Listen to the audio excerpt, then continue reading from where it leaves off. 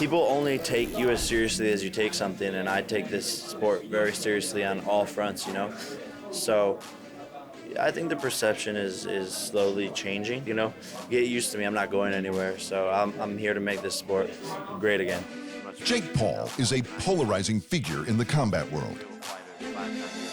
On the one hand, he's a cocky young former Disney star who's now earning more money from combat than most fighters will ever dream of, despite being in the fight game for only 2 years. On the other hand, he's undoubtedly bringing eyes back to boxing through his celebrity bouts and showmanship, and goodness knows the sport can use a helping hand. But up until now, Jake Paul has always played the heel. He's lifting a page directly from Muhammad Ali and Floyd Mayweather's playbook by playing the arrogant youth out to make champions look bad. World champ, bro. Not anymore. Not anymore. 5 world champions. You can't pay rent with those belts. 5 world titles. You can't pay What rent have with you those done? belts. What have I done? I gave Gucci. Disney Gucci collab. Disney Gucci collab. Oh, correct. Yeah, Oh. you're about to get beat up by a Disney kid. I'm not Gonna gonna be get beat pretty up by embarrassing for you. The only way this persona works in the long run is by beating champions, and Paul is a long way off doing that with actual, current boxing champions. But that's how he's selling fights. There's always been pressure on me my whole entire career. Since my first fight, millions of people want to see Jake Paul lose, KO'd on the canvas. Because, you know, I'm that polarizing figure, that villainizing figure.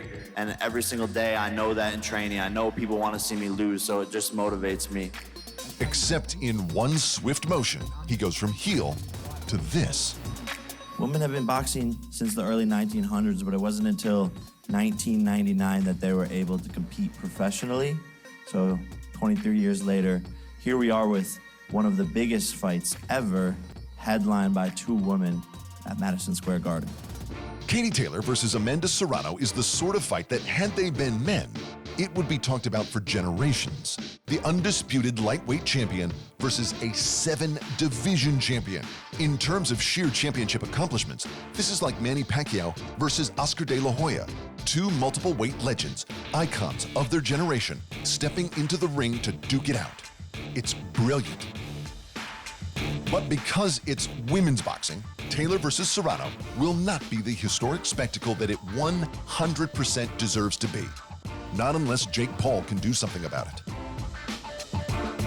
Today is about Amanda and Katie, the 2 best female boxers in the world right now.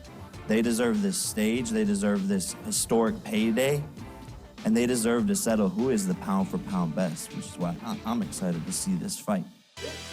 It's an amazing face turn for the problem child. And it could be the smartest thing he'll ever do in boxing. If you're going to succeed as an arrogant, self-centered heel like Floyd Mayweather, you have to be very, very good.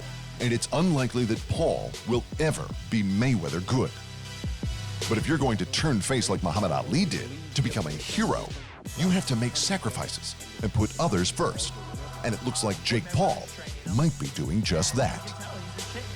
I think this is a milestone, you know, and it's hard to say what the potential of it is, but this is, you know, going to sort of spark a new wave, and it's going to be an inspiration for other promoters, other female fighters in the sport to make big fights happening.